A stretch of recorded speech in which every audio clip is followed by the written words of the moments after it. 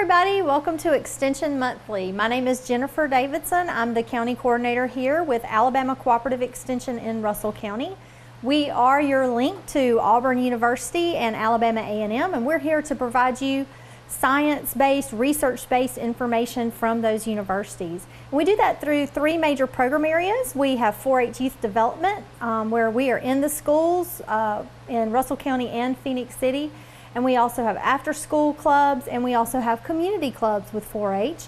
We also have Ag and Natural Resources, where we provide information to homeowners, to landowners, business owners, to help their, to help the environment and to help anything green grow better.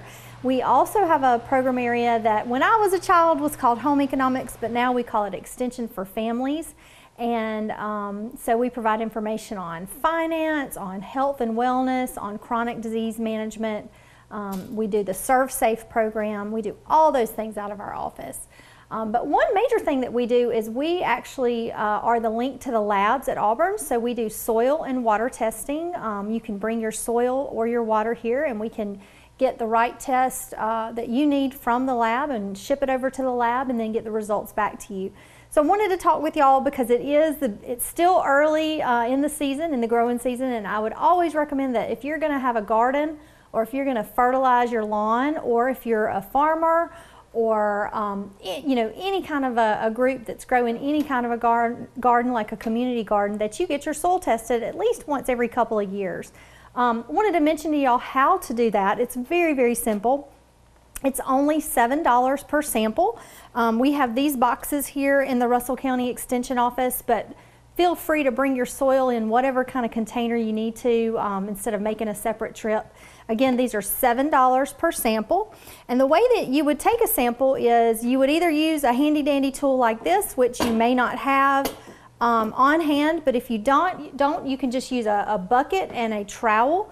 Walk around the area that you're trying to sample, taking several sub-samples, putting that into the bucket. You mix that up like you're mixing up a cake, and then from that we need about 2 cups into the soil sample box. And the reason we're doing that is we want to get a representative sample of your growing area. A lot of people ask me how many samples should they take, and so usually the answer is it depends. If you've treated your areas differently, so for instance, if you've had a garden in one area and you've fertilized and limed differently than you've fertilized and limed your turf grass area, you may want to treat those samples separately and take 2 different samples for those areas. But if you've got all one type of soil and you've treated it all the same, then you can probably do with just one. And the reason why the soil test is so important is because it's going to give you what I consider kind of a recipe for success. We're going to give you back a sample like this, and it's going to tell you how much fertilizer to apply, when to fertilize, and what kind of fertilizer. Just wanted to mention to you that, in the spring, a lot of times folks get really confused about fertilizer. You've got lots of different choices. You've got slow release, you've got organic, you've got the traditional commercial blends, and then you've got fancy fertilizers with added macronutrients or micronutrients such as iron, that sort of thing. But what you're wanting to look at when you're purchasing fertilizer are those 3 numbers on the bag. This one says 1077, and those 3 numbers stand for N, P, and K. And that's what your soil test is going to tell you. It's going to tell you the exact type of fertilizer that you need for what you're trying to grow in your home garden. The other thing it's going to tell you that is super important is how much lime to apply. And lime comes in these big bags like this from the store. This one says fast-acting lime, but it's going to tell you exactly how much lime you need per square footage of area that you're working with. So that's one major thing that our extension office does here in Russell County, is we're the link to the labs, and so we will get your soil test over to Auburn, and then they will get the results back to you. It's well worth the $7. So if you have any questions, feel free to give us a call here at our office. The number's 334-298-6845. Russell County Extension always has lots of opportunities for classes and programs that we have going on. On May the 25th here in Russell County, we are having our first Russell County Farmers Market Kickoff Day. It's going to be up at the Garrett Harrison Stadium in North Phoenix City from 2 to 6 p.m. So we are going to have several local farmers there as vendors, as well as food demonstrations, nutrition demonstrations. We will have the Columbus Regional Public Health Mobile Unit there to take blood pressure and diabetes checks. And then also we will have some home grounds demonstrations, so some information about creating irrigation in your home lawn, drip irrigation for pots, that sort of thing. So we look forward to seeing you there, and we invite you to come, and we will see you then. Welcome back to Extension Monthly. I'm Jennifer Davidson, the County Coordinator here with Russell County Extension, and I'm here with my friend and colleague Geni Dean with our 4-H program. And we are going to demonstrate for you, or Geni's going to demonstrate for you, one of the programs that we do for the 4th or 5th graders in the Russell County or the Phoenix City School District that teaches them about water quality. So Geni, what are we going to do today? We're actually going to be making some edible aquifers. Okay. And so when we go into the classroom, we like to make sure that the kids know what an aquifer is. And an aquifer is a section of water that is trapped between a bedrock layer and then another hard bedrock layer. So it's actually the water that you consider groundwater, So if you will. So is that the water that people maybe get their well water from? That's exactly right. Okay. It is what most of our cities use well water, and that's what we usually drink from, is actually well water that's been treated a little bit, but they drill down through some bedrock and hit that underground aquifer, that holding tank of water. And so that's where almost all of us, especially in the South, get our drinking water. And so it's so important that we make sure that we know what an aquifer is, and we know that those aquifers have to be protected from pollution. And so this is one way that we go in, teach the kids. It's fun. They get to eat some stuff and, you know, have a good time. And so hopefully the eating process will make it stick in their brain. Make it where they learn, right? Exactly. So 4-H is all about learn by doing, right? It is. Hands-on information. Hands-on. We want to do stuff. We want to get them thinking about it, and we want to get them experimenting on their own. And hopefully we're making the next scientists and folks that are going to go out there and find new things and create cures for diseases and all that kind of good stuff. We want to inspire those kids. Very good. All right, so how do we start? All right, so first off, we have to make a layer of rocks. Okay. So we have two things that you can make layers of rocks with. We can do chocolate chips, and we can do gummy bears. You can do a mixture of both. You could do all of one, all of the other. But we need to fill the cup up to this first little line. So about a third of the way full with either chocolate chips, gummy bears, or mixtures of both. Okay. And it's up to you. We have more chocolate chips if you like the And so does it have to be a mix, like, or do you do a layer of gummy and a layer of? It's up to you. Because there's all different sort of rocks in the bottom. Because what we're trying to do is we're simulating those big, giant rocks that are in the aquifer layer, because that's where the water is trapped around. That's what lets those air pockets, which are full of water now, around all the big rocks. So you're almost there. You're close. I'm leaning heavy towards the chocolate chips. Well, the chocolate chips are the winners. Yeah. So I'm going to take the gummies since you are. Do you want to try to get the air out? Is that? No, you actually want the air in. Oh, okay. So don't shake those things up, girl. Okay, all right. You're going to end up not with a lot of soda in there. Okay, got it. You got to have some water. So I like the gummies. So they're more representing naturally how rocks are formed. Yeah, exactly. So you go to town.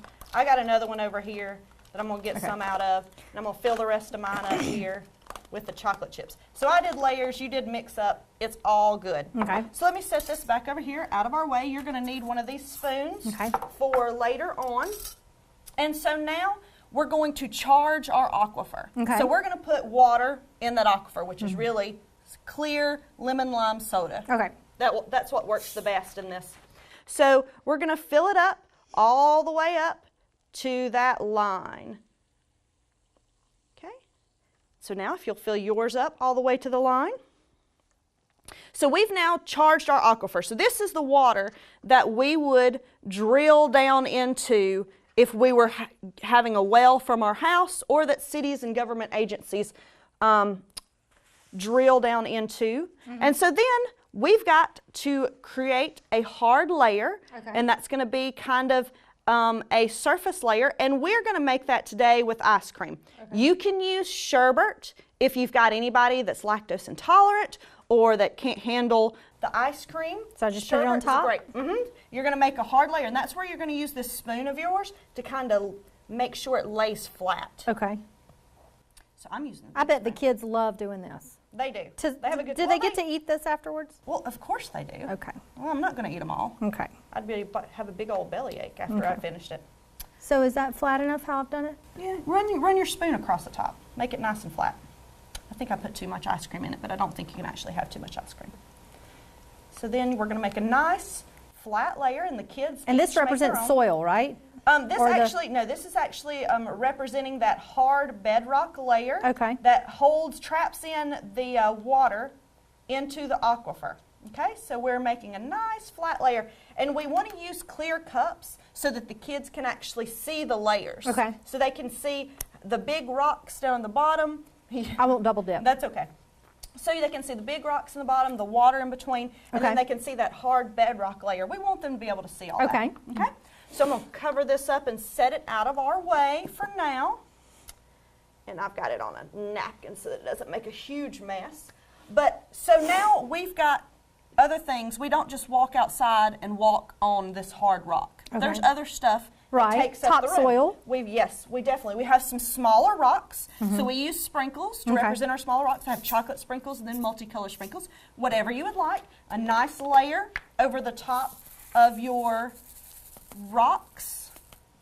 I mostly like chocolate. I'm seeing that. I'm seeing that you have my children know that I mostly like chocolate or caramel. Not so much candy. Although it's probably the same thing, right? Yeah, definitely.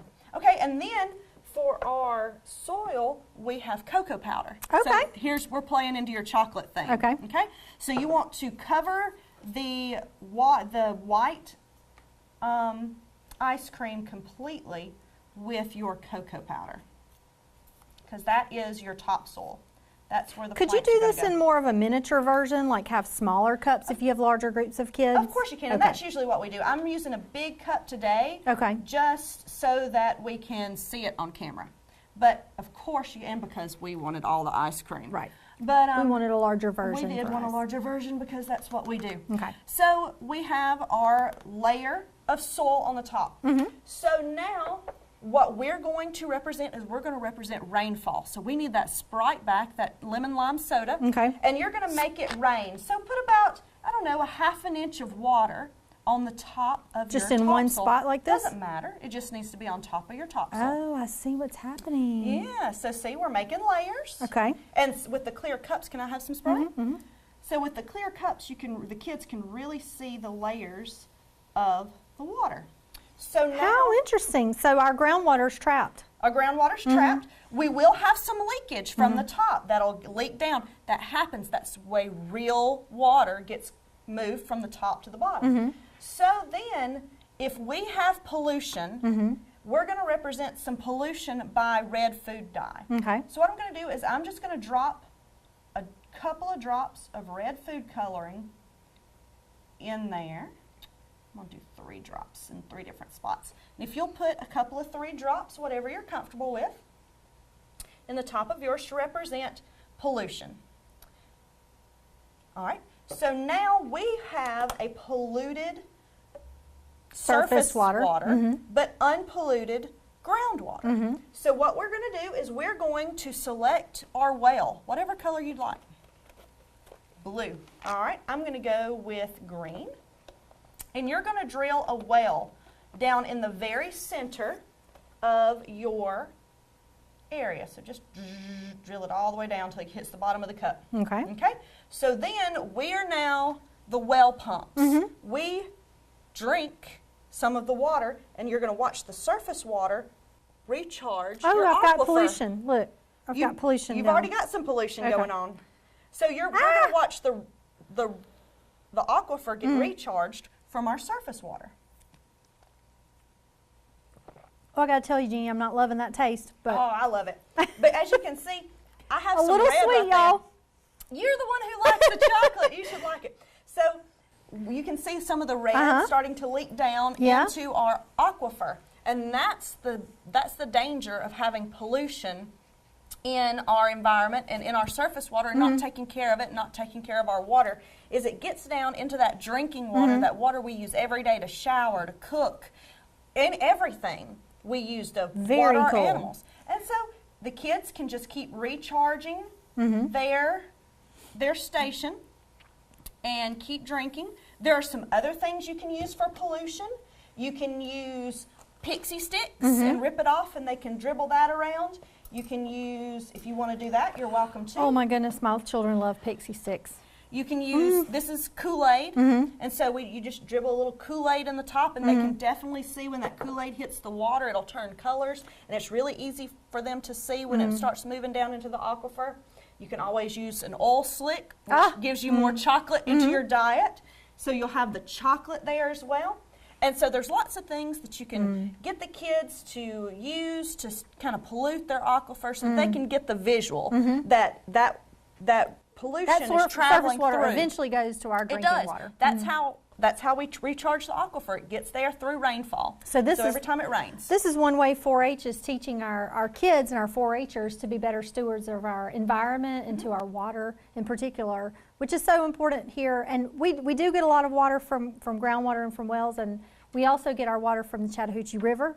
So we do other programs to talk to them about how important it is to take care of our river resources as well. Exactly. And we'd love to get out into even more schools that we're in and have even more community clubs. So if you have an interest in your school, if you're a teacher and you want to have us come in your classroom, we can come in your classroom once a month, every couple months, whatever you would like. We'd love to come in and share this. We bring this stuff, and we have a ton of other different programs that we do. We do wildlife, we do water quality, we do forestry, we have some cooking stuff. We do a lot of different stuff. So anybody who would want to, they can give the office a call. We'd love to come out and join your program and join your school. Well, again, they can call us at 334-298-6845 here at the Russell County Extension Office. I want to thank y'all so much for watching us with this 4-H demonstration. I want to thank Geni Dean for being here with me. And we hope to see you again next time. Thank you so much for watching Extension Monthly. My name is Jennifer Davidson with the Russell County Extension Office. We hope you drop by anytime, Monday through Friday, 8 to 12, 1 to 5. Our office is located at 508 13th Street in Phoenix City, Alabama at the Courthouse Annex. If you need to give us a call, please do. Our number is 334-298-6845. We'll see you next time.